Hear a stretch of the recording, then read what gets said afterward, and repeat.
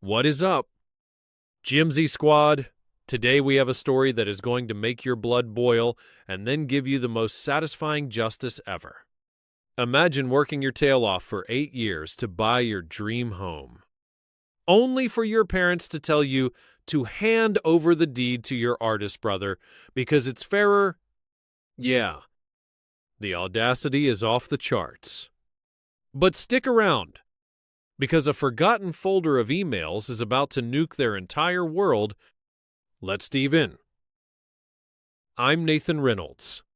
I'm 31 years old, and my own parents took me to court to try and steal my house and give it to my younger brother. It sounds like the plot of a bad movie. I know, but it was my life.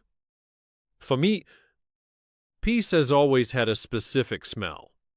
It's not the smell of the ocean or a forest. It's the smell of WD-40, hot metal, fresh-cut wood, and old, reliable American steel. It's the smell of my garage. That 2-car space wasn't just an add-on to the house. It was the entire reason I bought the house in the first place. The house itself was modest, a 2-story colonial with a wraparound porch that needed a new coat of paint. It was nothing fancy. 3 bedrooms, 1 bathroom, a small kitchen, but the garage was my sanctuary. It was the physical manifestation of 8 long years of brutal, relentless saving. I started my career as an automotive engineer, making $42,000 a year right out of state college. I lived in cheap apartments. I drove a 10-year-old beater. I never took vacations. Every spare dollar went into a savings account until I had the $45,000 down payment. It was all my own money. No cosigners. No gifts. No help. My name, Nathan Reynolds, was the only one on the deed. It was my castle. And the garage was the throne room. Inside that sanctuary was my other piece of hard-earned peace, a 1978 Harley-Davidson shovelhead. Sitting proudly on the hydraulic lift in the middle of the polished concrete floor, I'd been working on it for 8 months. A complete frame-up restoration. Every nut, every bolt, every wire was a decision I made. A problem I solved with my own 2 hands. It was my meditation. The one place where the noise of the world faded away and all that mattered was the perfect fit of a piston in a cylinder. That particular Saturday morning was perfect. The early sun cut through the high windows, glinting off the mirror-finished chrome of the new exhaust pipes I'd just fitted the night before. I had a huge mug of black coffee steaming on my workbench, right next to a neatly organized tray of Craftsman wrenches. It was 7:45 a.m. The whole glorious weekend stretched out before me. A perfect, quiet expanse of time to do the thing I loved most. Then my phone buzzed, the vibration rattling against the metal workbench with an intrusive sound. I glanced at the screen. It lit up with 2 words that instantly soured the air. Mom calling. A familiar? Low-grade anxiety tightened its cold fist in my gut. My mother and I didn't have the kind of relationship where we just called to chat. Her calls were always instruments with a purpose, announcements, requests, or, more often than not, corrections on some perceived failing of mine. I wiped a spot of grease from my thumb with a red shop rag and answered, trying to keep my voice neutral. Hey, Mom. Nathan? Honey. Her voice was syrupy sweet, a tone that always set my teeth on edge. It was her "I'm about to ask for something, and I need you to feel guilty if you say no" voice. Are you busy right now? Your father and I need to see you. It's important. I'm in the garage, working on the bike, I said, looking at the Harley Is everything okay? Is someone sick? Oh, no. Everyone's fine.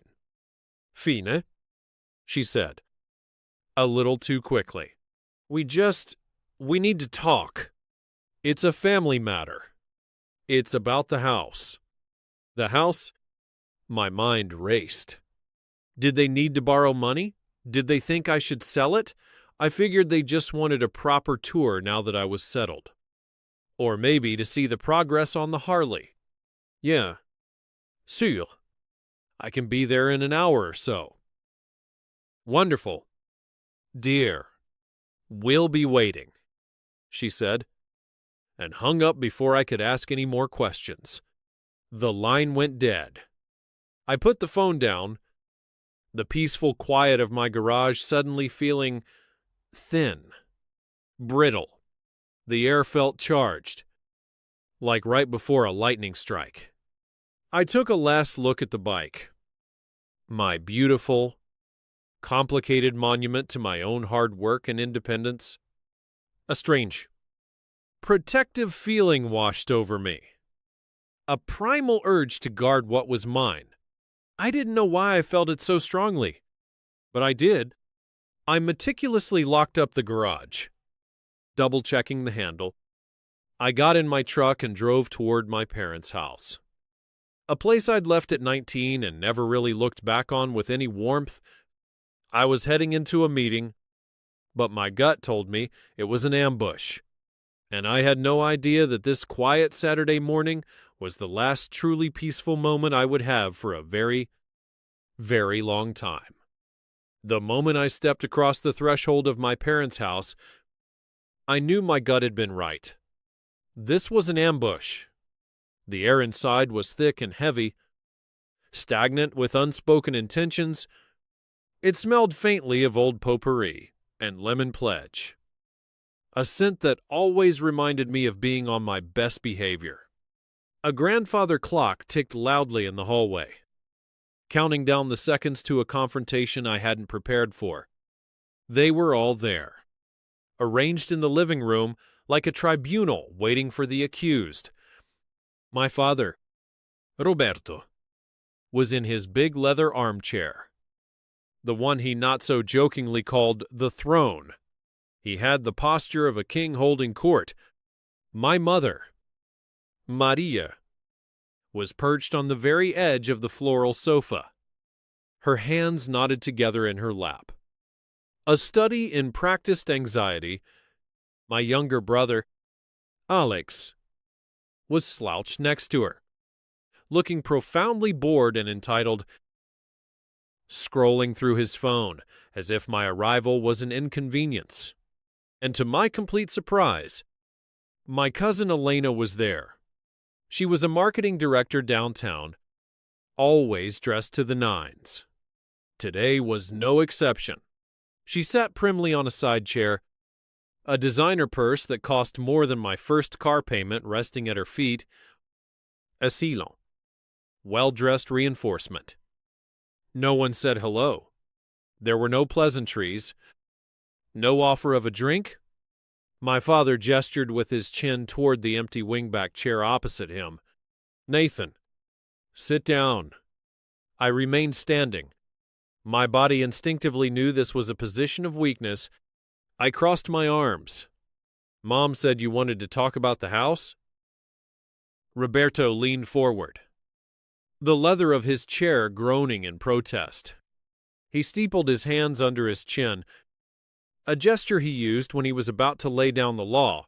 He had this way of looking at you, his eyes scanning your face as if he were calculating your worth and finding it lacking. We've been doing a lot of thinking, he began, his voice low and deliberate, each word chosen for maximum weight.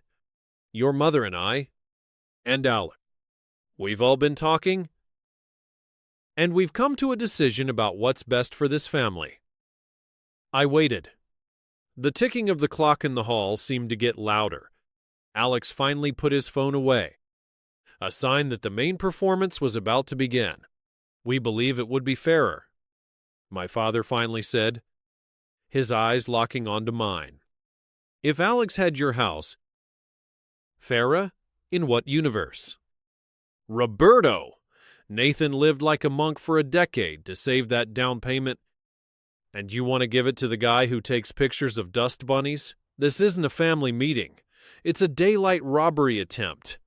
The entitlement here is physically painful. The words just hung there in the air. So absurd. So completely divorced from reality that for a second I was sure I'd misheard. It was like he'd just told me the sky was green, but the look on his face stern, resolute, without a hint of irony, told me I hadn't.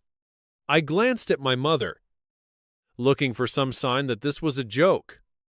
She quickly jumped in, her voice taking on that wounded, manipulative tone she had perfected over decades.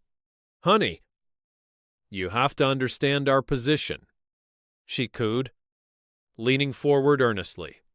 "Alex is struggling. You know that. Is photography, it's a difficult field to break into. He's a true artist. But he needs a stable place to work, a studio to create. That big garage of yours, it would be perfect for him. It would give him the start he needs. And you're doing so well, Nathan," my father added, framing my success not as something to be proud of, but as a resource he had the right to allocate. "You have a good, stable job as an engineer, a great salary. You're practical. You can find another place. For Alex, this is a make-or-break opportunity to follow his dream." My brother, Alex, the 29-year-old artistic genius who had never held a real job for more than 6 months, just nodded along solemnly, a flicker of a smug smirk playing on his lips. He didn't even have the decency to look me in the eye. He was looking at a spot on the wall behind me, as if he were already visualizing where he'd hang his first masterpiece. The sheer, unmitigated audacity of it was breathtaking. It wasn't a request. It was a verdict they had reached in my absence. They had sat in this very room, deliberated on the fate of my property. My 8 years of sacrifice, my future, and decided it belonged to someone else. A cold, hard anger began to rise from the pit of my stomach. It was so familiar. It was the taste of my entire childhood in this house, the feeling of being the reliable, sensible, secondary son, the feeling of my efforts and accomplishments being treated as nothing more than a resource pool for my brother's endless, expensive whims. My father must have seen the shift in my expression, the hardening in my eyes. He hardened his own tone to match. "We sacrificed a lot for you. Nathan, don't forget that. We gave you a roof over your head. We fed you. We raised you. It's time you repaid the family. We gave you everything we could." My mother chimed in, her eyes welling up with perfectly timed tears. "We loved you. We supported you. Now we're just asking you to do the same for your brother. Is that really so much to ask?" I looked at their faces. A united front of delusion and emotional blackmail. They had completely rewritten history to suit their narrative. The roof over my head I'd started paying them rent for at 19.com. As soon as I had a full-time job, the food I'd mostly bought myself with money from my job at my Uncle James's auto shop. The sacrifices they mentioned were a fantasy. Their real sacrifice, their total financial and emotional investment, had always been a laser beam pointed directly at Alex. I remained silent for a long moment, the gears in my engineer's brain trying to process the flawed logic, the emotional fallacies, the fundamental design flaw in their thinking. My silence was my mistake. They took it as weakness, as a sign I was considering it. My mother's face twisted into a mask of disappointment. You're being selfish. Nathan, I raised you to be better than that.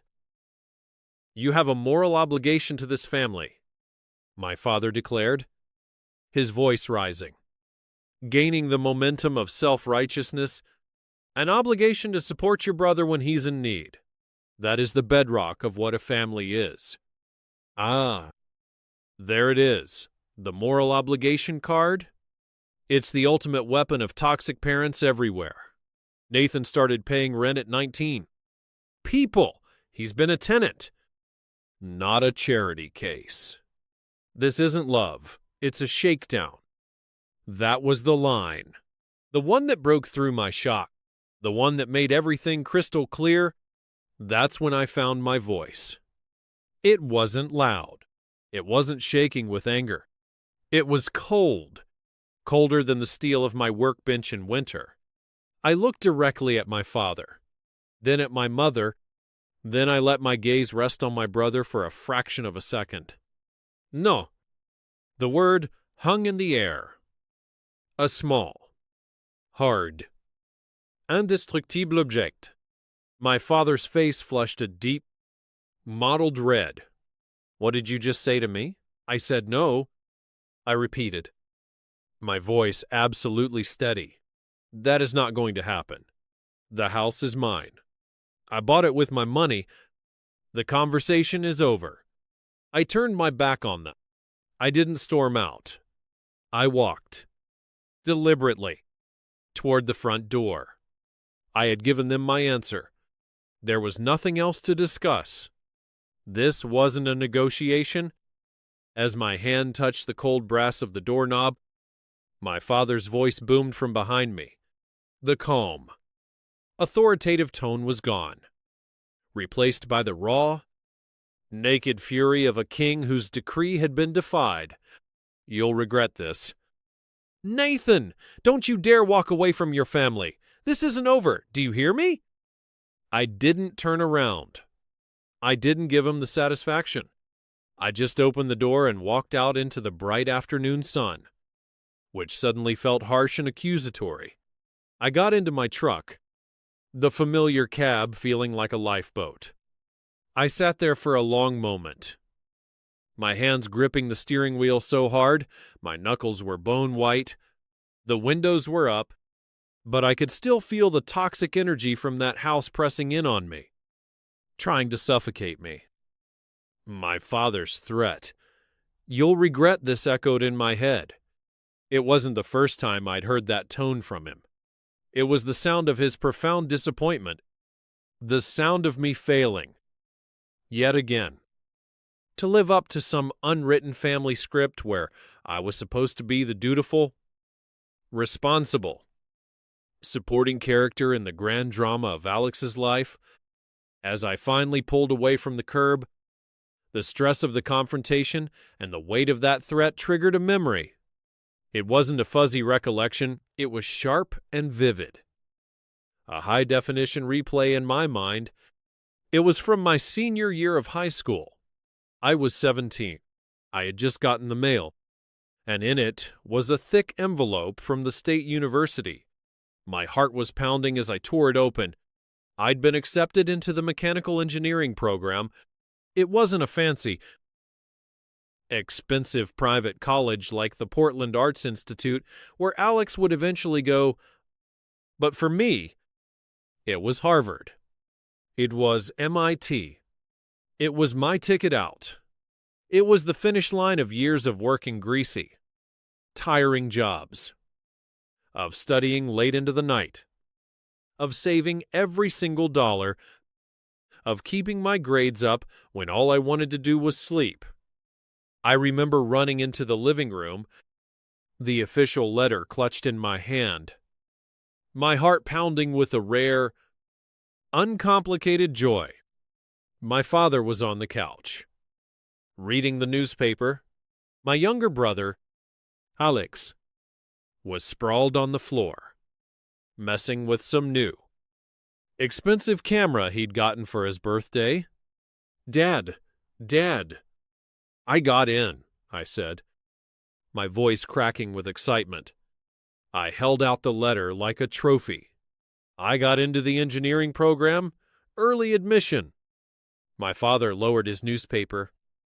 A look of mild annoyance on his face at being interrupted, he took the letter, his eyes scanning the first paragraph for no more than 3 seconds. He handed it back to me. "That's good. Et son," he said, his voice completely flat, his eyes already drifting back to the sports page. "Keep up the good work." That was it. My life-changing news, the culmination of all my hard work, was dismissed with the same level of enthusiasm one might have for a passing weather report. Keep up the good work. A moment later, Alex called out from the floor, his voice lazy. "Hey, Dad, check this out." He held up his camera, showing off a slightly blurry picture he'd just taken of a dust bunny under the sofa. My father put the newspaper down instantly.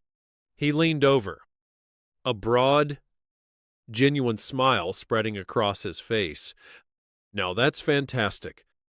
Alex, look at that composition, the use of shadow. You've got a real eye for it. Aufson, a real, natural gift." He spent the next 10 minutes discussing the artistic merits of a photograph of a clump of dust and hair. He talked about Alex's potential, his future, how they needed to nurture his talent. I just stood there in the middle of the room, invisible.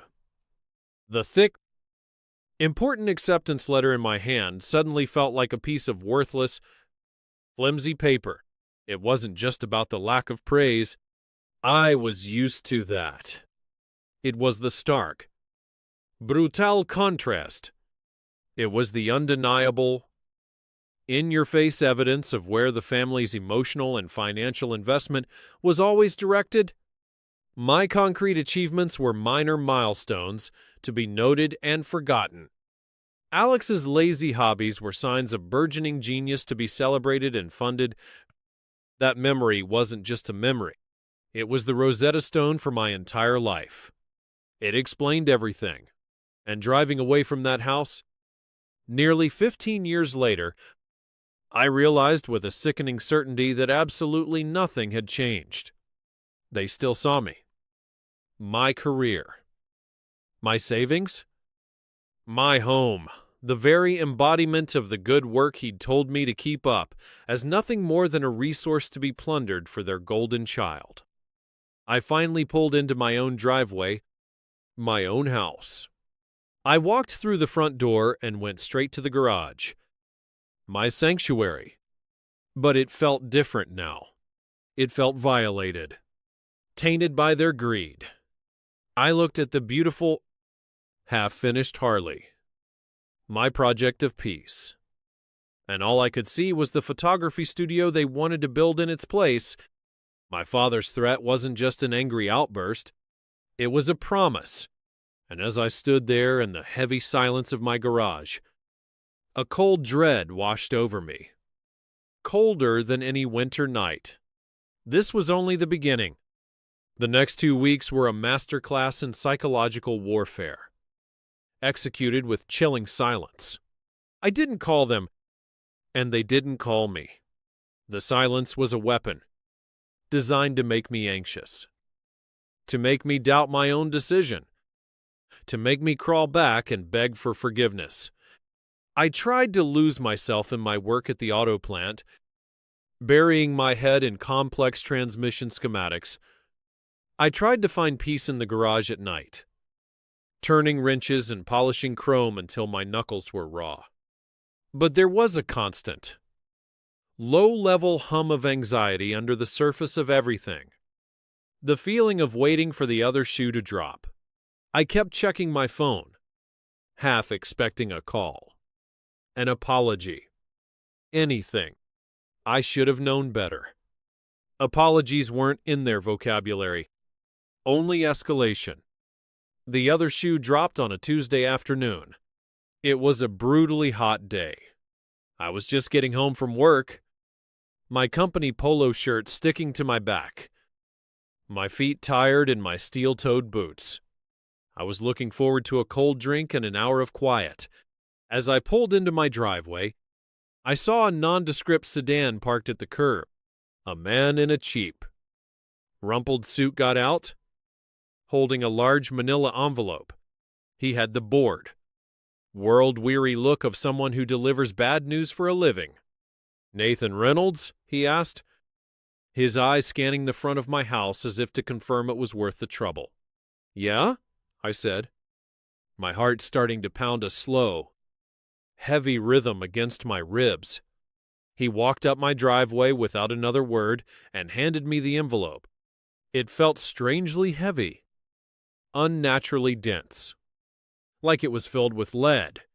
"You've been served?" He didn't wait for a reply. He just turned, got back in his car, and drove away, leaving me standing in my own driveway in the oppressive heat, holding a declaration of war from my own family. I walked inside, the air conditioning a cold shock against my skin. I sat down at my simple kitchen table, in the same table where I ate my meals alone every night. My hands were trembling slightly as I tore open the seal. The papers inside were thick with legalese, a dense forest of jargon designed to intimidate and confuse, but the message, once I hacked through the verbal undergrowth, was brutally clear. My own parents, Roberto and Maria Reynolds, were suing me. The lawsuit was a staggering work of pure, unadulterated fiction. It claimed that I had a verbal agreement and a long-standing familial understanding to provide for my brother's welfare indefinitely. It accused me of unjust enrichment, claiming that I would never have been able to achieve my current financial position without their foundational, emotional, spiritual, and financial investments. It painted a picture of me as a cold, calculating opportunist who had used their loving support as a ladder and then tried to kick it away. And then came the demands. The section that made my vision swim. They weren't just asking for the house. They were demanding that a judge order me to sign the deed over to Alex, free and clear. As fulfillment of my moral and financial debt, they were demanding that I pay off Alex's outstanding credit card debt, which the document listed with cold precision as $12,458. And to top it all off, the final, glorious insult. They were suing me for $3,200 for inflicted emotional distress that my selfish refusal to cooperate had caused them. I read that last part twice, then a third time, certain that my brain was misinterpreting the words. They were suing me for emotional distress. They are suing him for emotional distress because he said no to giving away his house. You cannot make this stuff up. And Alex posting Instagram stories about his new studio before the trial even starts. Talk about counting your stolen garage before it's even yours. A sound escaped my throat. It was a harsh, choked, humorless laugh.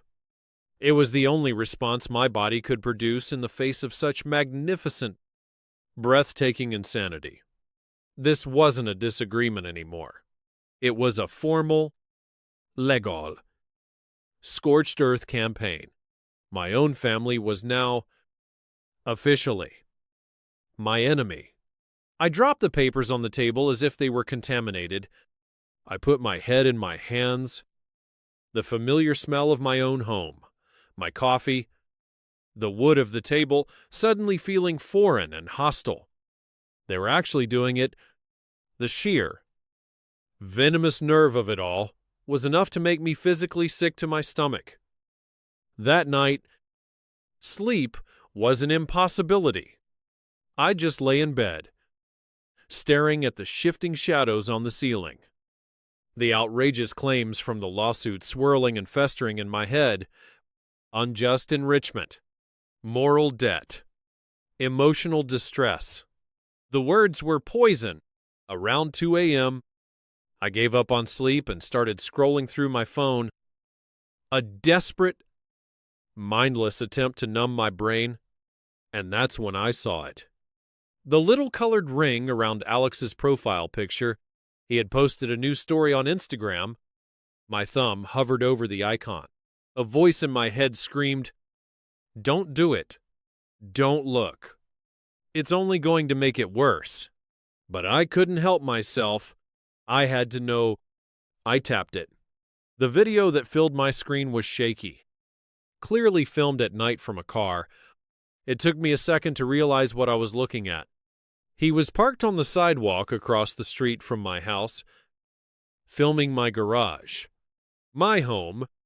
His voice, a smooth, theatrical whisper designed to sound profound, came through the speaker. "The future home of Alex Reynolds Photography," he said. A little dramatic pause. "Gotta clear out some of my brother's old junk first." Obviously.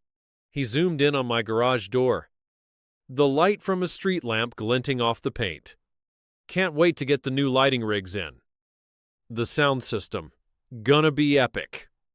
So grateful for my family, who always fight for what's right and support true artists. Big things coming soon.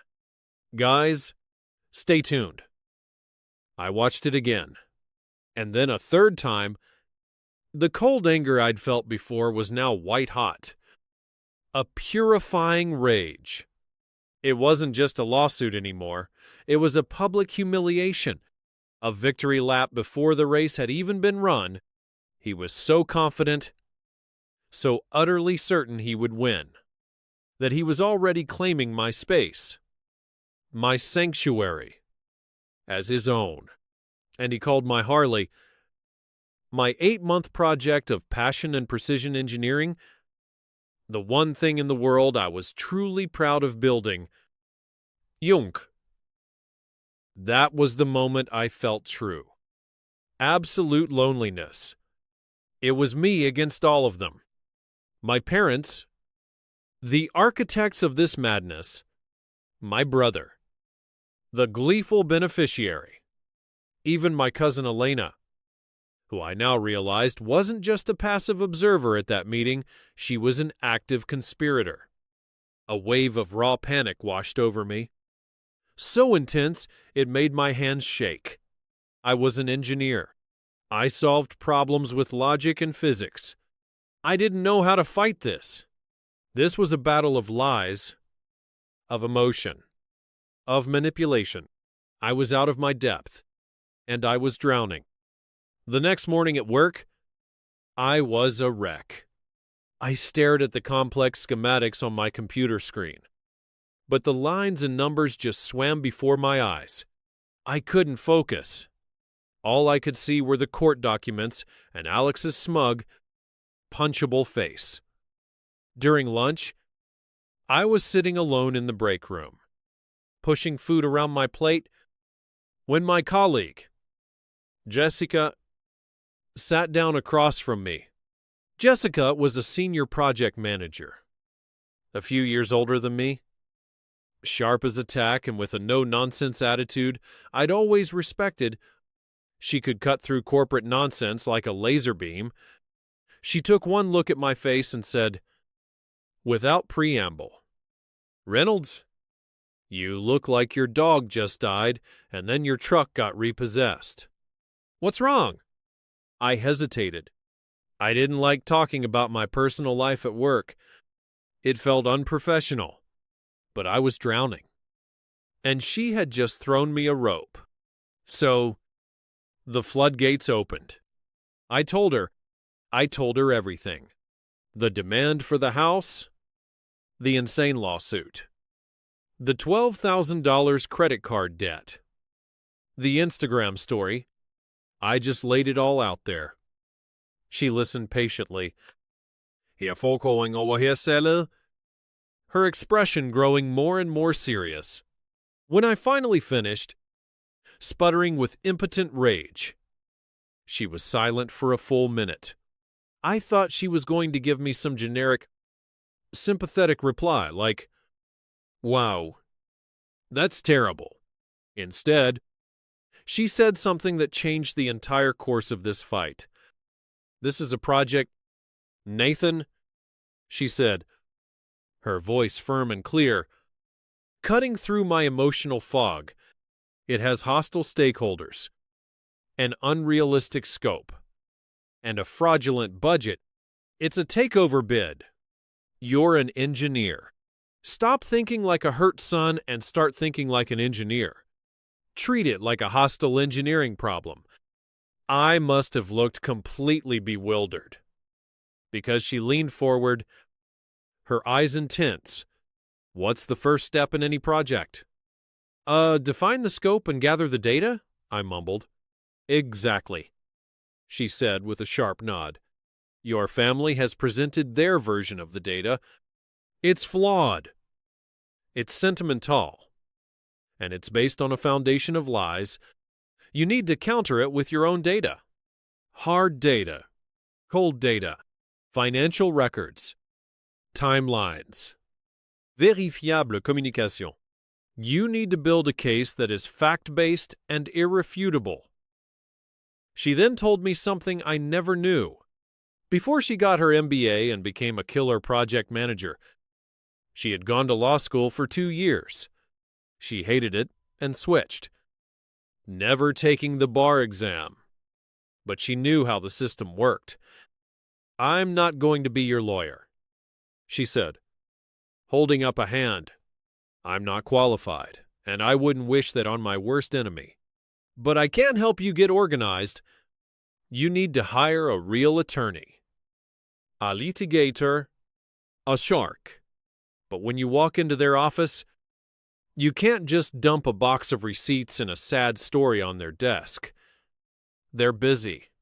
You need to hand them a case file, organized, chronologically, with a clear, data-driven narrative. You make their job easy, and they'll fight harder for you." For the first time in weeks, a sliver of hope cut through my despair. Her advice made sense. It was a language I understood. Logic, data, process, structure. The financial pressure of hiring a lawyer was the next immediate hurdle. The thought of spending thousands of dollars from my hard-earned savings to defend myself against my own family was sickening. It was in that moment of financial anxiety that another memory surfaced, unbidden. It was my second year of college.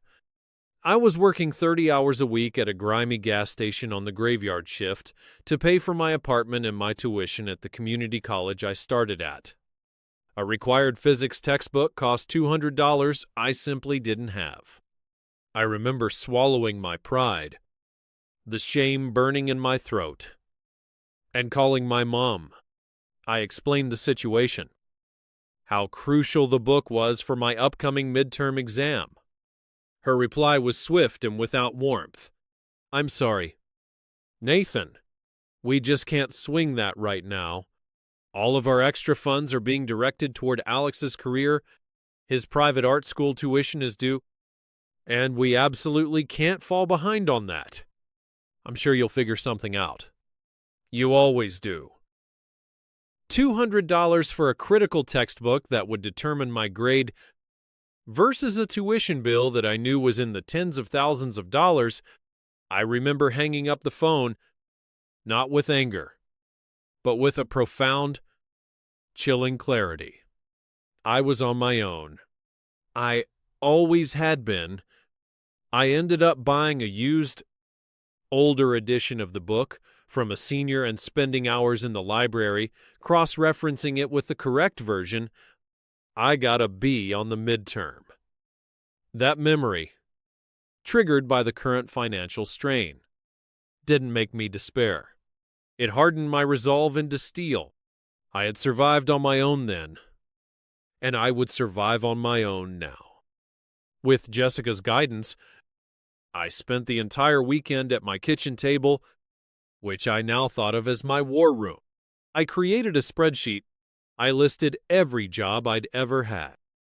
Starting with my uncle's garage at 15, I found old bank statements, my student loan documents, my car payment records. I was building my arsenal, piece by painstaking piece. On Monday, after doing some research, I made an appointment with a younger, hungry litigator. Jessica had heard good things about David Chen. I walked into his sleek, modern office not as a victim, but as the project lead for the most important project of my life, the defense of my own existence, and I was carrying the data to back it up. The weeks leading up to the first court hearing were a special kind of hell. It was a war on two fronts.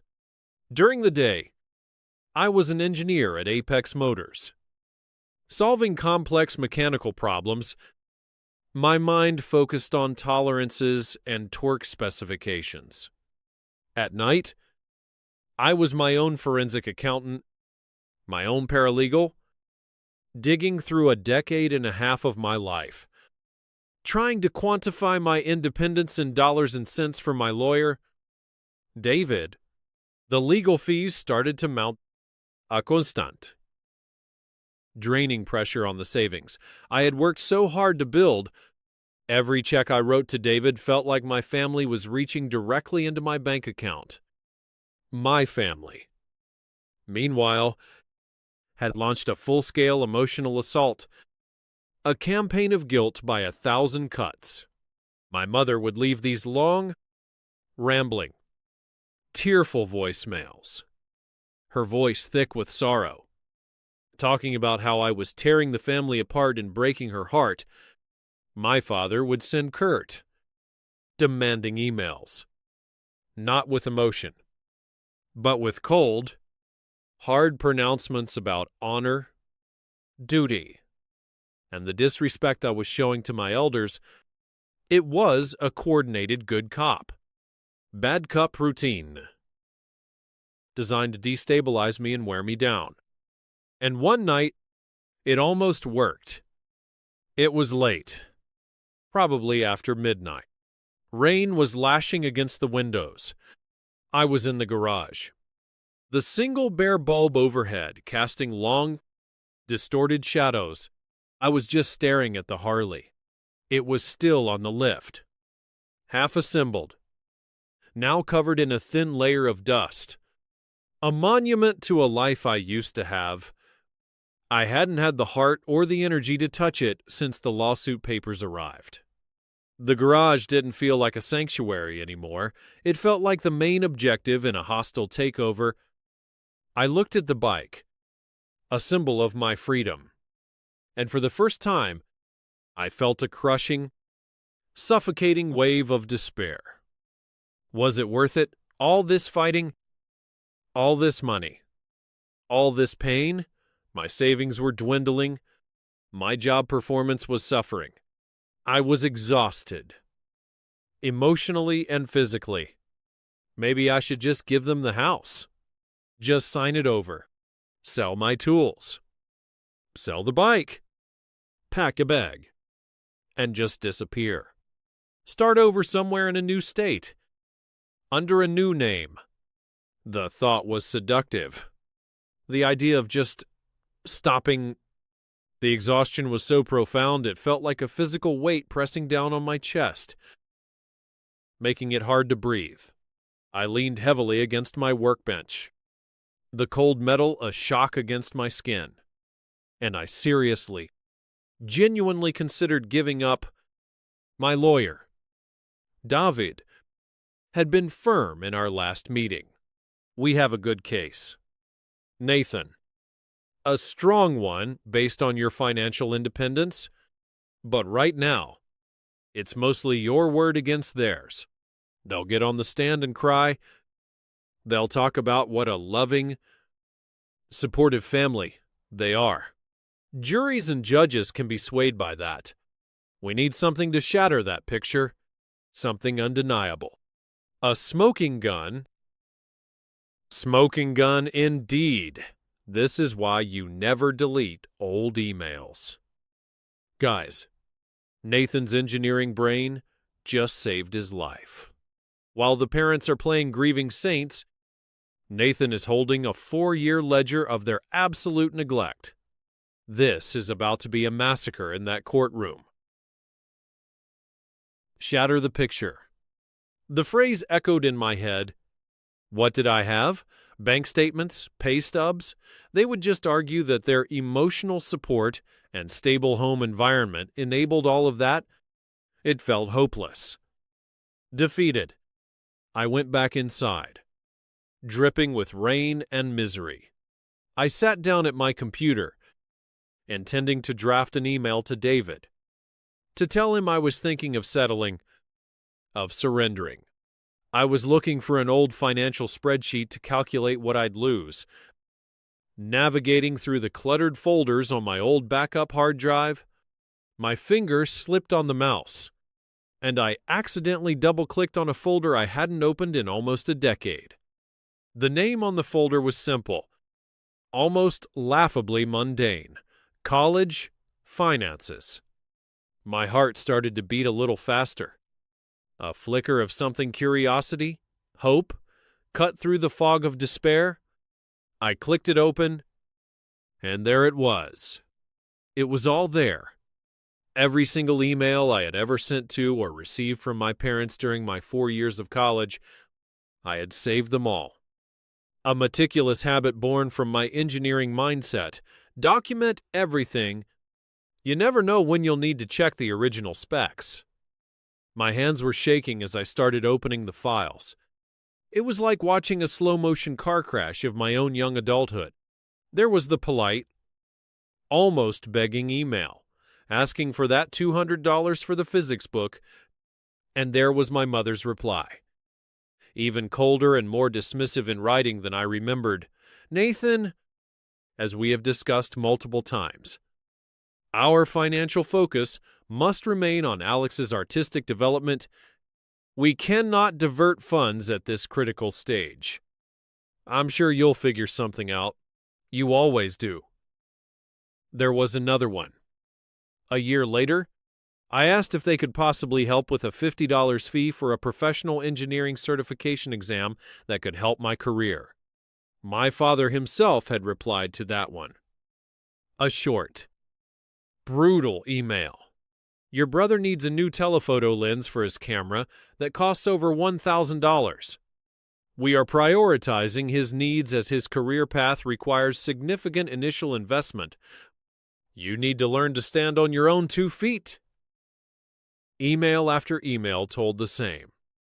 Consistent. Damning story. Me. Politely. Respectfully asking for small, specific amounts for essential educational and career needs. Them. Flatly. Coldly refusing. Always citing Alex's more important, more expensive needs as the reason. It was a perfect written record of their priorities. It was a 4-year-long ledger of their neglect. It wasn't just my word against theirs anymore. I had their words. In writing, with timestamps, the despair I'd felt minutes earlier evaporated, replaced by a surge of pure, unadulterated adrenaline. My hands were steady now. This was it. This was the smoking gun. This was the weapon. This was what would shatter their carefully constructed picture into a million pieces. With this newfound evidence, my entire posture changed. My resolve, which had been crumbling, was now forged into high-carbon steel. But even with this powerful ammunition, I felt a deep-seated need to reach out to one person.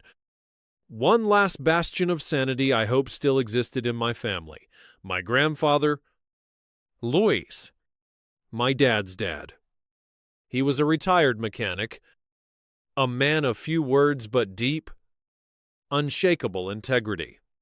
He and I had always shared a quiet bond over our love for engines and the satisfaction of working with our hands, but I hadn't spoken to him in months. My parents, especially my mother, always acted as the gatekeepers to him, citing his age and his health as reasons he couldn't be bothered. Feeling a desperate need for that solid, grounding presence, for one last chance at a family ally, I found his number and called him. The phone rang twice, and then a familiar voice answered, but it wasn't his deep, gravelly tone. It was my mother's, sharp and laced with instant suspicion. Hello? My blood ran cold. The odds of her being at his house at this exact moment felt impossibly small. Mom? What are you doing answering Grandpa's phone? Oh? Nathan, she said, her tone immediately shifting to one of strained, saccharine patience. Your grandfather isn't feeling well today. Dear, he's resting. He asked me to handle his calls so he wouldn't be disturbed. Something about it felt profoundly wrong. The lie was too smooth, too practiced. Is he okay? Can I just talk to him for a minute? I just want to hear his voice. No, she said, a little too quickly, a little too forcefully. He really needs his rest. I'll tell him you called. He's very tired. And to be honest, Nathan, this whole situation with the lawsuit has been very upsetting for him. It's best not to bother him with your problems right now. She was stonewalling me, using his health and the very situation she had created as a shield to isolate him. The cruelty of it was breathtaking. Just have him call me when he feels up to it, I said, my voice tight with an anger I was struggling to control. Of course, dear, I'll pass along the message, she said in her most soothing, dishonest voice, and hung up. I knew, with a certainty that chilled me to the bone, that my message would never be delivered. They weren't just attacking me, they were actively cutting me off from the only other person in the family I thought I could trust. I didn't know the full extent of their deception yet, but I knew I had to win this fight on my own now. There was no one else. I turned back to my computer. I attached the entire college finances folder to a new email. I sent it to my lawyer, David Chen, with a simple subject line, smoking gun. The day of the hearing arrived. A gray, overcast morning that matched my mood. I woke up before my alarm, a knot of ice in the pit of my stomach. This was it. I put on the only suit I owned, a simple, conservative black suit I'd bought off the rack for job interviews years ago. It felt like armor. As I adjusted the tie in the mirror, I looked into my own eye. They looked older, tired. But there was a flicker of something hard and resolute in them that hadn't been there before. I carried a single, slim briefcase. In it were my notes and a copy of the file that David now possessed. I was ready.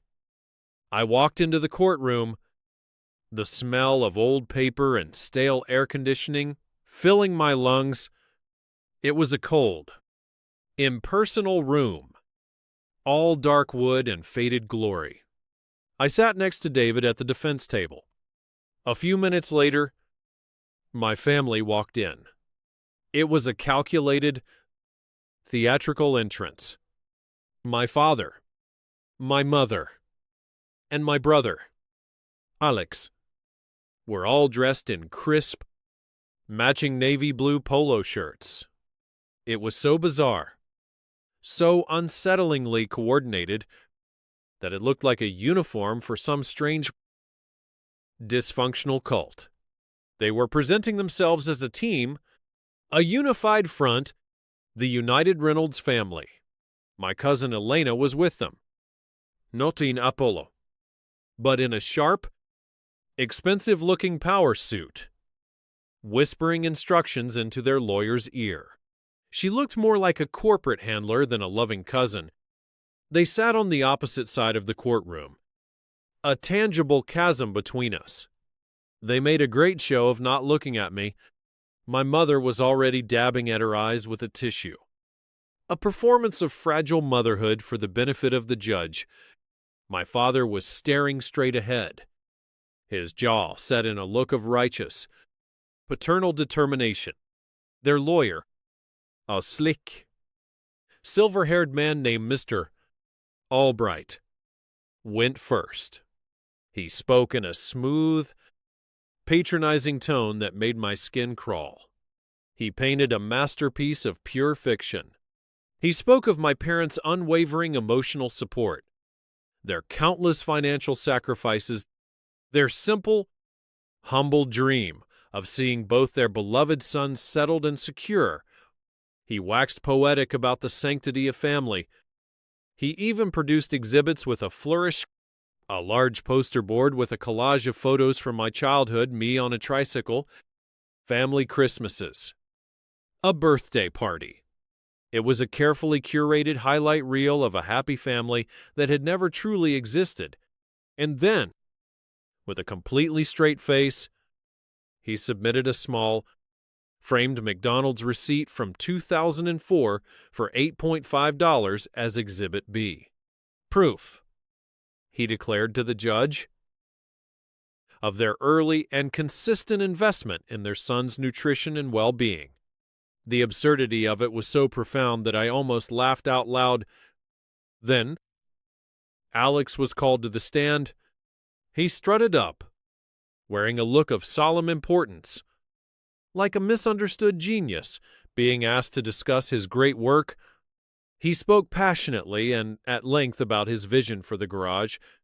He didn't call it a garage, he called it a potential creative sanctuary, a future hub for the city's emerging artists. He talked about his artistic struggles, the difficulties of being a visual storyteller in a world that didn't appreciate art. He made it sound like a stable home base. My home base was the only thing standing between him and a Pulitzer Prize. I watched him, and the anger I expected to feel was replaced by a wave of profound pity. He actually believed it all. He had been told his entire life that his wants were essential needs, that his whims were divine inspiration, and that the world, especially his family, owed him a living. He was the end product of their lifelong project, and he was a hollow man. Finally, after what felt like an eternity of lies, it was our turn. My lawyer, David Chen, stood up. His youthful, energetic presence was a stark contrast to the stuffy, theatrical performance of Mr. Albright. The defense calls Nathan Reynolds to the stand, he said, his voice clear and confident. A small murmur went through the gallery. I walked up to the witness stand, the wood cool beneath my hand, and was sworn in. I sat down, my hands resting on my knees to keep them from shaking, and I looked directly at the judge. She was a woman in her 60s, Judge Sarah Wilkins, with sharp, intelligent eyes behind her glasses that seemed to miss nothing. She had a reputation for being tough but fair. David approached. He didn't start with the lawsuit. He started with me. Mr. Reynolds, he began, his voice calm and direct. Could you please tell the court about your first full-time job? I took a deep breath, letting it out slowly. I was 17 years old. I worked as a shop hand at my uncle's auto repair garage in the next town over. I swept floors. I changed oil. I learned the basics of mechanics. And after that, I worked the night shift at a warehouse through my last year of high school to save for a car. I worked weekends at a gas station during my first 2 years of community college. When I transferred to the State University for my engineering degree, I had a full-time job as a line technician at a manufacturing plant. I worked from 4 p.m. to midnight, and I had classes in the morning. David let the silence hang in the air for a moment, letting the weight of that schedule sink in. And during all this time, Mr. Reynolds, from the age of 17 onward, did you pay for your own expenses, your rent, your car, your food, your books? Yes, I said. I did. Did you take out student loans to pay for your college tuition? Yes, a little over $50,000 worth in total. And have you been the one making the payments on those loans since you graduated? Yes, every single month.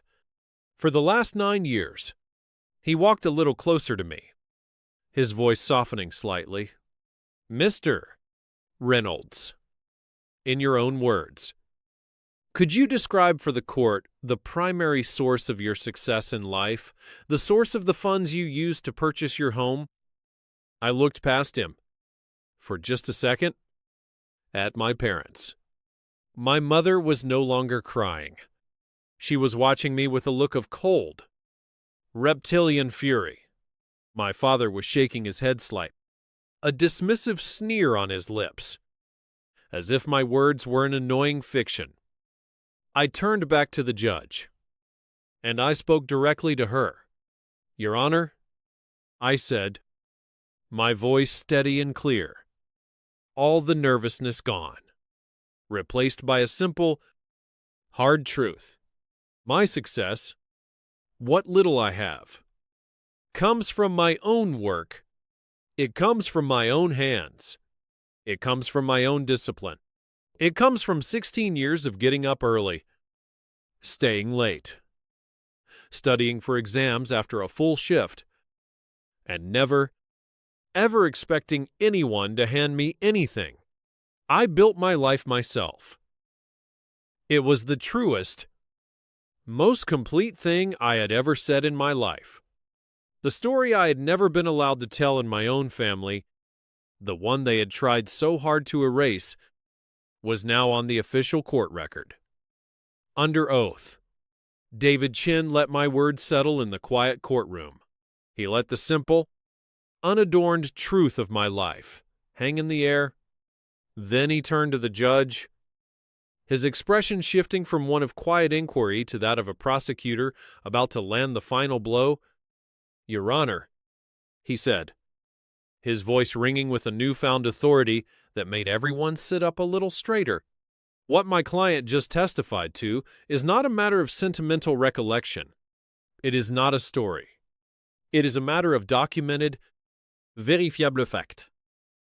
He walked back to our table and picked up a small, black flash drive. He held it up between his thumb and forefinger. The plaintiff has based their entire case on the premise of their unwavering emotional and financial support for my client. A beautiful story of parental sacrifice. We would now like to present evidence to the contrary. Evidence, I might add, provided by the plaintiffs themselves, in their own words. He handed the flash drive to the court clerk. A moment later, the large screen on the wall of the courtroom. The very same one. Mr. Albright had used to show pictures of birthday cakes and my smiling face on a tricycle, flickered to life. It was an email. The interface was old, but the text was perfectly clear, dated October 12, 2010. From Nathan Reynolds to Maria Reynolds, subject, physics textbook. The email, my own words from a decade ago, was short and polite. It explained that I needed $200 for a required book for my midterm exam and humbly asked if there was any way they could possibly help, offering to pay it back as soon as I got my next paycheck.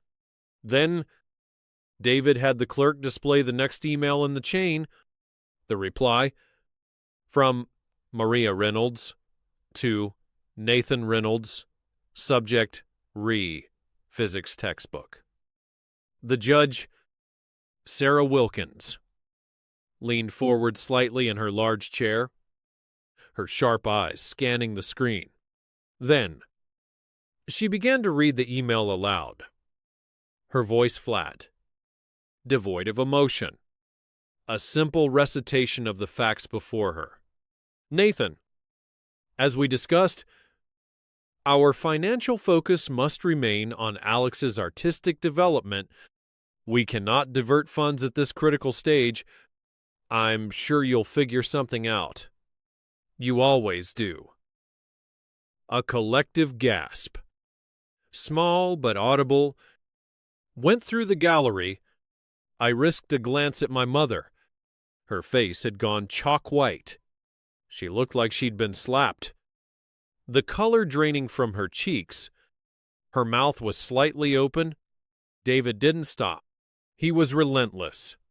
Next exhibit? Please. An email from me asking for $50 for a certification exam fee, an investment in my future career. And then the reply from my father. Read aloud again by the judge's impassive voice. Nathan, your brother needs a new telephoto lens for his camera that costs over $1,000. We are prioritizing his needs as his career path requires significant initial investment. You need to learn to stand on your own 2 feet. One after another, David displayed the emails, a dozen of them, each one telling the same, brutal, consistent story, each one a small, sharp nail in the coffin of their fraudulent case. There was a request for help with a car repair so I could get to work. Denied. A request for help with a dental bill. Denied. Always the same reason. Alex. Alex's tuition. Alex's supplies. Alex's potential. The courtroom was utterly, profoundly silent, except for the judge's steady voice reading my family's own damning words back to them. When the last email was displayed, she fell silent. She took off her glasses, polished them slowly with a small cloth, and put them back on. It was a deliberate, thoughtful, and terrifying gesture. Then she looked up, her gaze sweeping over my parents, my brother, and my cousin Elena.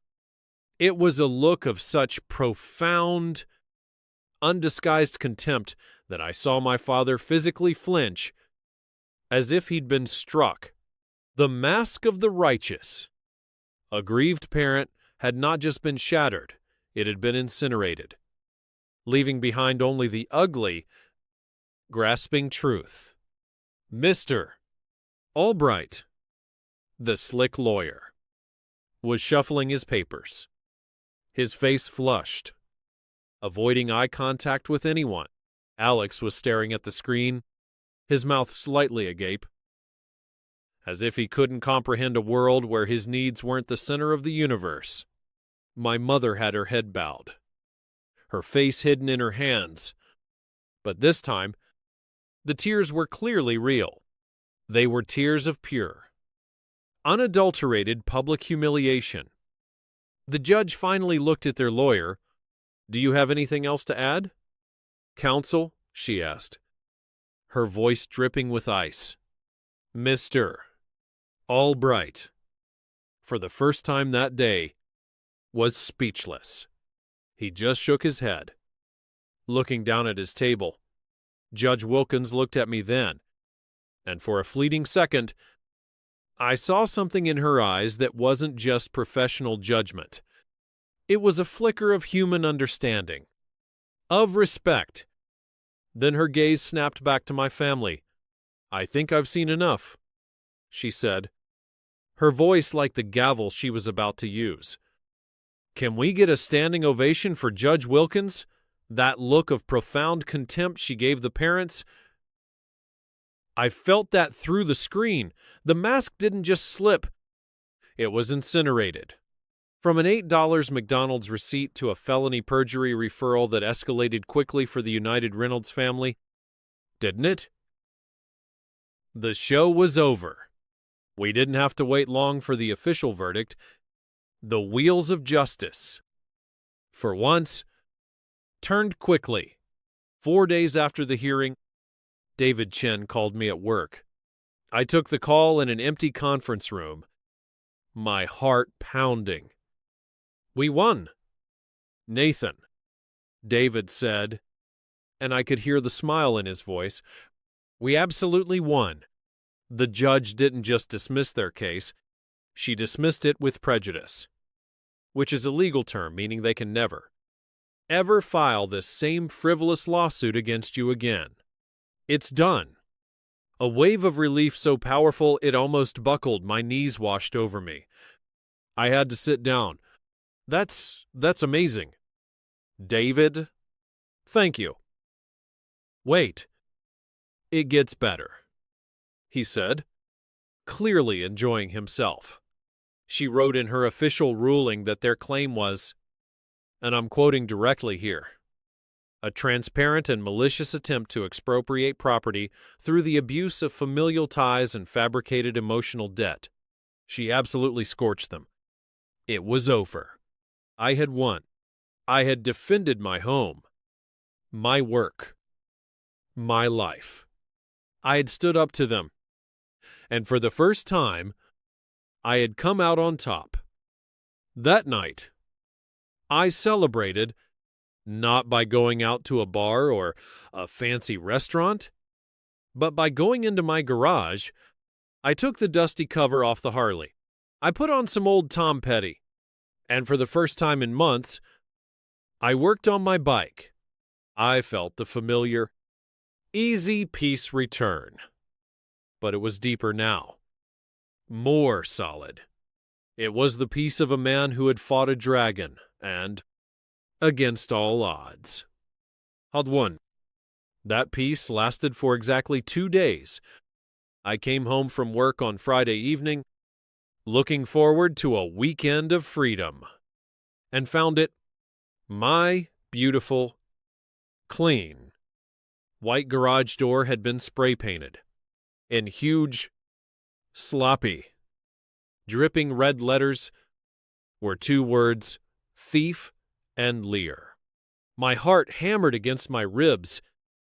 A panicked drumbeat. I ran to the door, my hands fumbling with the keys. Atterri. Sickening dread rising in my throat. I swung it open, praying they had just stopped at the door. They hadn't. They had gotten to the Harley. They had taken a can of the same red paint and poured it all over the engine I had so meticulously rebuilt. It dripped from the cooling fins onto the floor. A pool of blood-red violation. The custom leather seat I'd saved for months to buy was slashed to ribbons. The stuffing pulled out like guts. A rage, pure and absolute, unlike anything I had ever felt in my life, surged through me. It wasn't hot and loud. It was ice cold and silent. This wasn't a family dispute anymore. This wasn't about money or a house. This was a crime. This was a violation of the deepest, most personal kind. They had come into my space and tried to destroy the one thing that was purely mine. I didn't yell. I didn't punch a wall. My engineer's brain took over. Pushing through the rage. Document. Observe. Act. I pulled out my phone and documented everything, taking sharp, clear pictures from every angle. Then, a spark of memory. My security camera, the one I'd installed over the garage door a year ago after a few packages went missing. I went inside, my hands shaking with adrenaline, and pulled up the footage from the night before on my laptop. And there they were, at 1:37 a.m., the infrared camera casting them in a ghostly white light. The footage was grainy, but the identities were unmistakable. It was Alex, holding the can of spray paint, his movements jerky and filled with a spiteful energy, and right behind him, holding a flashlight and a utility knife. was my cousin Elena, the respectable marketing director. I watched in stunned silence as Alex vandalized my property while Elena, the corporate professional, acted as his lookout and accomplice, before stepping forward herself and taking the knife to my motorcycle seat with vicious, deliberate slashes. I saved the video file to my desktop. I picked up my phone, and I called the police. An hour later, a police cruiser, its lights off, pulled silently into my driveway. A weary-looking officer in his 40s named Rodriguez got out. He had the tired, seen-it-all eyes of a man who spends his nights dealing with the worst parts of human nature. Initially, his attitude was exactly what I expected: professional, but skeptical. He'd seen 1,000 messy family disputes. "So you're saying your brother did this?" he asked, looking at the graffiti on the garage door. His tone, non-committal. "I'm not saying it," I replied, my voice calm and even, a strange byproduct of my focused rage. "I'm showing you." I led him inside to my kitchen table, my war room. I didn't just show him the security footage, I showed him everything. I had it all laid out. First, I gave him a printed copy of the judge's ruling from the lawsuit, with the key phrases highlighted. Then, I played him the security video on my laptop. I explained the context, not with emotion, but with a simple, logical timeline. They sued me for the house. They lost in court on Tuesday. This happened Thursday night. This is not a random act. This is retaliation. As he watched the video of Alex and Elena, Officer Rodriguez's entire demeanor changed. The professional weariness vanished, replaced by a hard, serious focus. He leaned closer to the screen, his eyes narrowing. He saw what I saw, not a messy family squabble, but a premeditated criminal act: conspiracy, destruction of property. Affelone. "I'll need a copy of this video file," he said, his voice now firm. "All business. And a copy of that court order? That establishes motive. We'll be paying your brother and cousin a visit." Alex and Elena. What were you thinking? Spray painting the garage and ruining the Harley? That is not family drama anymore. That is a straight-up felony. They were so confident they'd win that when they lost, they went full cartoon villain. Enjoy the handcuffs. For the second time in a week, the system I had been so afraid of was working for me. All because I had cold, hard documentation. The fallout was swift and spectacular. The police visit clearly terrified my family, because their tactics immediately shifted from physical destruction to public smearing.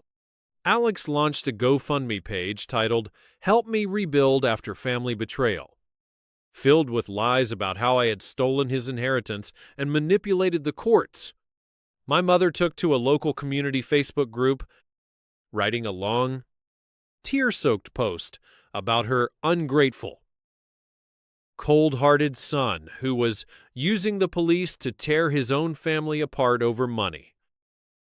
But they had fundamentally miscalculated. They assumed everyone in their world saw things their way.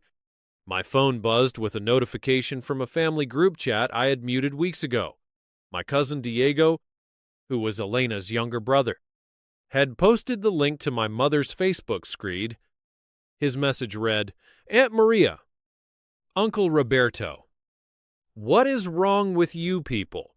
I just saw the security footage Nathan sent me. You sued him. You lost.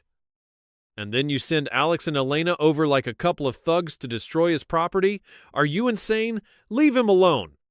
The chat exploded. Other aunts, uncles, and cousins jumped in.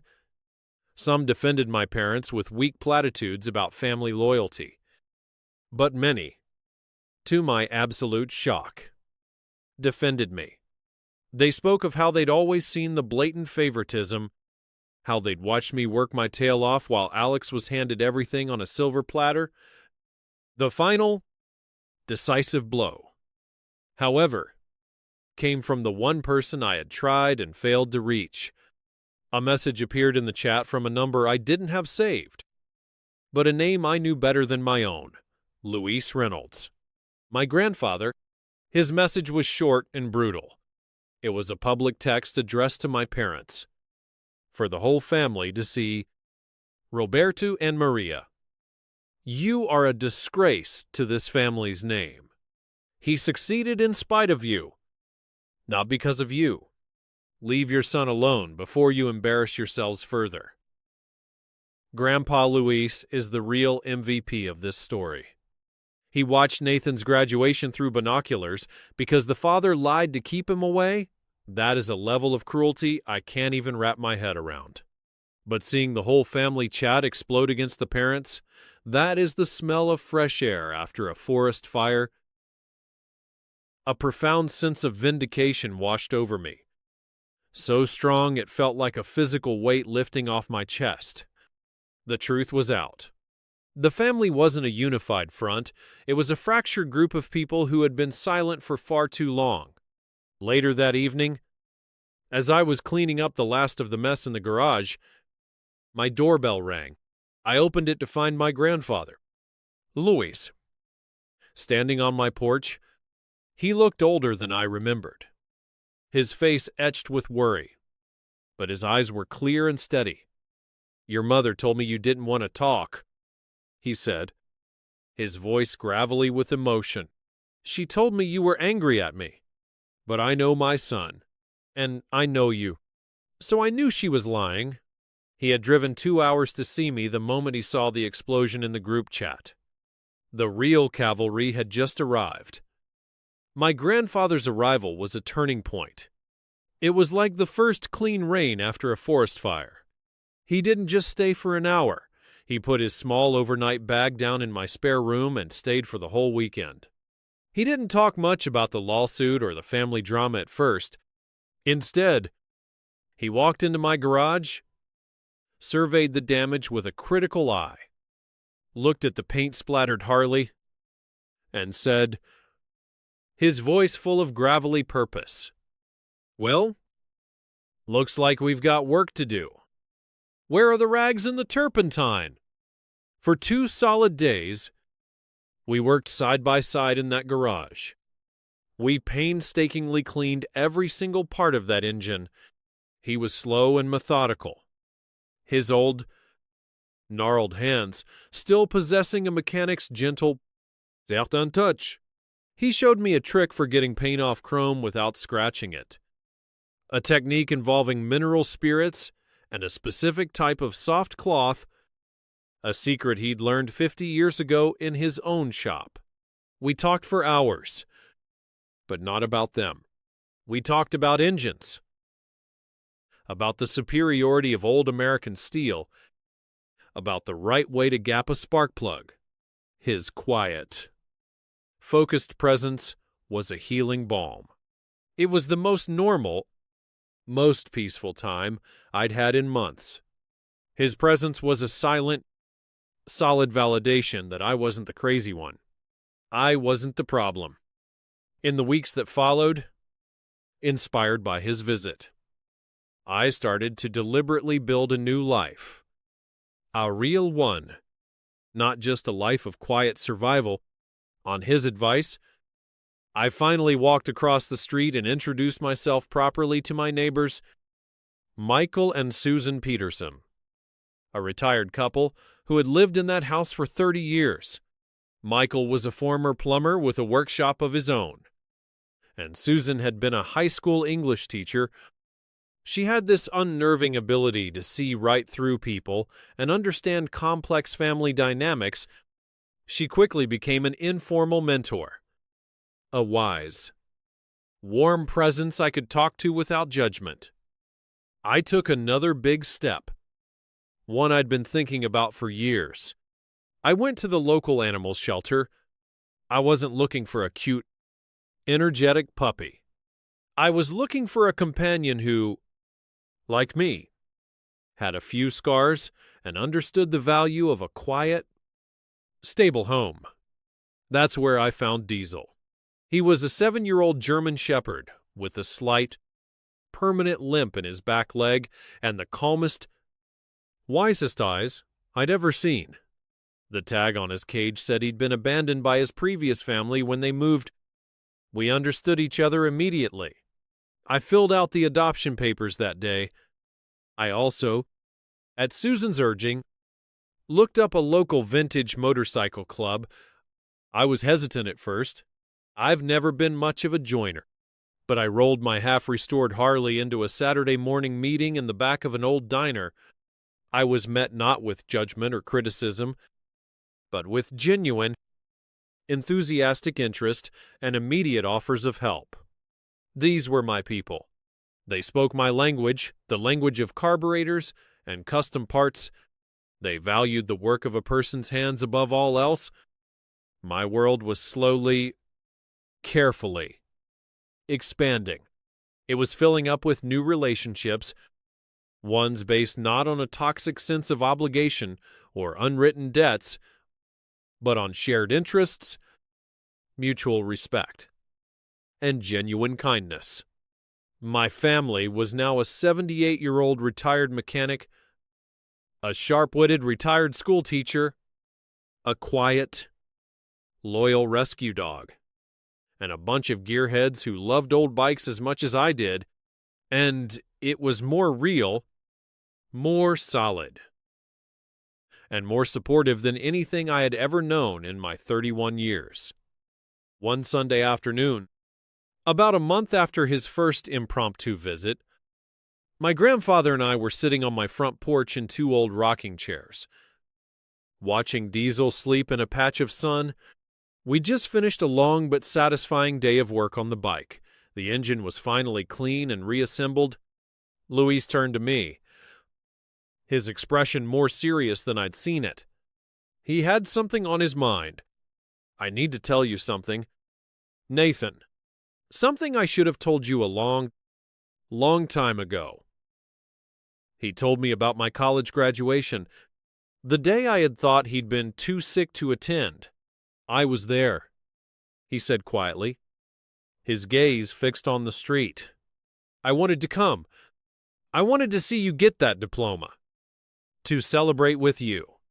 I called your father the week before to make travel plans. He told me not to come." I stared at him, my heart clenching. "Why? What did he say?" "He told me you were embarrassed by me," Luis said, the words tasting like poison even now. "He said you were moving up in the world, and that you didn't want your hick mechanic grandfather with grease under his fingernails around your new, educated college friends. He said you had asked them specifically not to invite me, to spare yourself the awkwardness." The lie was so incredibly cruel, so perfectly designed to wound both of us, that it stole the breath from my lungs. That's not true. That is the biggest lie I've ever heard. I wanted you there more than anyone. I asked them if you were coming, and they said you were too sick to travel, that the long drive would be too much for you. A sad, knowing look crossed my grandfather's face. I know it's not true. I know that now. But I believed it for a while. It hurt. But still, I couldn't stay away.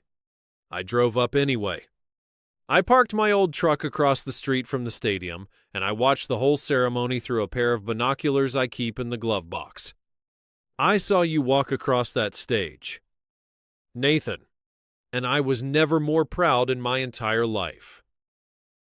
He reached into the worn leather wallet he carried in his back pocket and carefully took out a faded, slightly blurry photograph. He handed it to me. It was me, a tiny, indistinct figure in a cap and gown, walking across a stage hundreds of yards away, He had taken it from his truck. He had kept it in his wallet for almost 10 years. Tears, hot and sudden, welled in my eyes and spilled down my cheeks. The paternal validation I had craved my entire life, the pride I had ached for, was right here, in this blurry, long-distance photograph. He hadn't abandoned me. He had been stolen from me. Then he told me the rest of the story, the origin story of the poison, the secret that explained, but did not excuse, everything. "You know why your father is the way he is with you and Alex?" he asked, his voice low. "Because the very same thing was done to him, his younger sister, your Aunt Carol. She was the golden one. My wife? Your grandmother. God rest her soul. She was a good woman in many ways, but she saw the sun rise and set in that girl. Roberto could bring home a perfect report card, straight A's, and she'd nod and put it on the fridge. Carol would finger paint a meaningless blob, and your grandmother would have it professionally framed and hang it in the living room. He was the workhorse. She was the prize." He sighed, a deep, rattling sound of old regrets. I didn't see it clearly enough back then. I was working 2 jobs, trying to keep the lights on. I was tired. By the time I saw the real damage it was doing to him, how it was making him hard and bitter, it was too late. The mold was set, and when he had 2 sons of his own, he didn't know any other way. He became what he hated. He turned in his rocking chair and looked me straight in the eye. His voice was firm, unequivocal. "I am not telling you this to make you forgive him.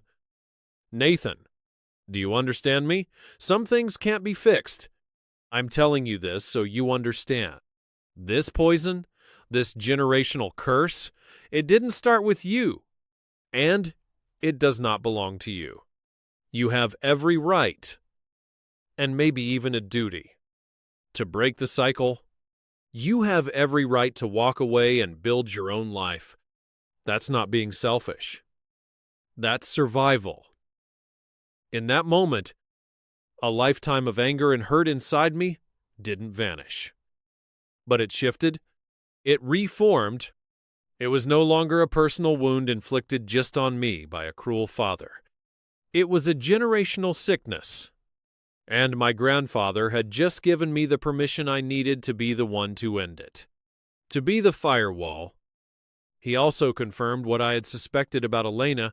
"She's been in deep financial trouble for years," he said with a dismissive wave of his hand. "Been borrowing heavily from your father. This whole lawsuit, she was just trying to secure her position with him, just trying to stay on the payroll. Pathetic." A few weeks later, I finished the Harley. It gleamed under the garage lights, a symphony of polished chrome and deep, glossy black paint. It was more than a motorcycle. It was a trophy. It was a testament. I had a small get-together to celebrate.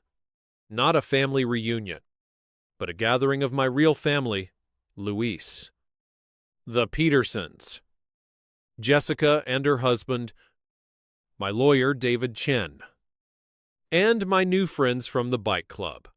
As I fired up the engine for the first time, its deep rumbling, ground-shaking roar was the sound of my own, hard-won freedom. It's been 8 months since the day I fired up that Harley.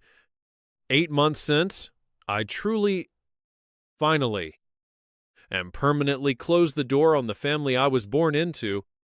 The attempts to contact me haven't stopped completely, but they've changed. They've become weak, desperate, and, frankly, pathetic. My mother occasionally sends texts, long, rambling paragraphs filled with guilt and passive aggression. We're having a very hard time financially. Nathan, the legal fees from your lawsuit really set us back. Your brother still can't find a stable job. I hope you're happy with what you've done to us. I read them and feel nothing. It's like reading a weather report from a foreign country. They are just words on a screen from a stranger I used to know. My father tried a different tactic a few weeks ago. He sent a cold, formal email. There was no apology. No remorse. It just said, "It has been long enough. It is time for you to forgive us. A family should be unified."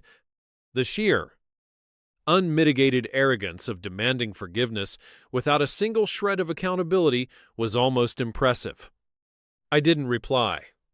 I just marked it as spam and deleted it. Alex's Instagram has become a sad, public chronicle of his own making. He works part-time at a coffee shop now to pay for his car insurance. His stories are no longer about his grand artistic visions or his future studio. They're filled with bitter complaints about rude customers, his manager, and long, vague posts about toxic family dynamics and people who are holding him back from his true potential. He still doesn't get it. He is, and probably always will be, the hero of his own tragic story. I haven't blocked their numbers or their accounts. At first, it was because my lawyer advised me to keep a record of any potential harassment. But now, it's because it simply doesn't matter. Their words, their dramas, their self-pity, it all has no power over me anymore. It is just noise. A faint, tinny echo from a world I no longer inhabit. My life is quiet now. It's a good quiet, the best kind. It's a quiet filled with the happy, rhythmic click of Diesel's nails on the hardwood floor as he follows me from room to room. It's a quiet filled with the easy laughter of my friends from the bike club on a Saturday morning. It's a quiet filled with the low, wise voice of my grandfather. He comes over most Sundays. We don't talk about the past much anymore. We talk about the future. We're currently planning a frame-up restoration of a beat-up 1968 Ford Phone 100 we found in a barn. A new project. A new start. My house is no longer just a property to be defended. It's a home. My garage is no longer a potential crime scene. It's my workshop. My sanctuary. My place of peace. The deed of ownership, the document they tried to steal, sits in a fireproof safe in my office. It's not just a legal document. It's my Declaration of Independence. It's proof that I survived. It's proof that a man can build his own foundation, a foundation strong enough to withstand any storm, even one that comes from his own blood. I learned the hardest, most valuable lesson of all. Sometimes, the most loving thing you can do for yourself is to walk away. And you don't ever have to apologize for choosing to save yourself. Wow. Gypsy Squad. What a journey. Nathan didn't just win a house, he won his freedom and broke a literal generational curse. I love that his new family includes a 78-year-old mechanic and a German shepherd named Diesel. It proves that family isn't always about blood, but respect. Nathan's house isn't just property anymore, it's his Declaration of Independence. What do you guys think? Was Nathan too cold for calling the cops on his own brother? Let me know in the comments. Smash that like button and subscribe for more. Thanks for hanging out with Jimsy, and I'll see you in the next one.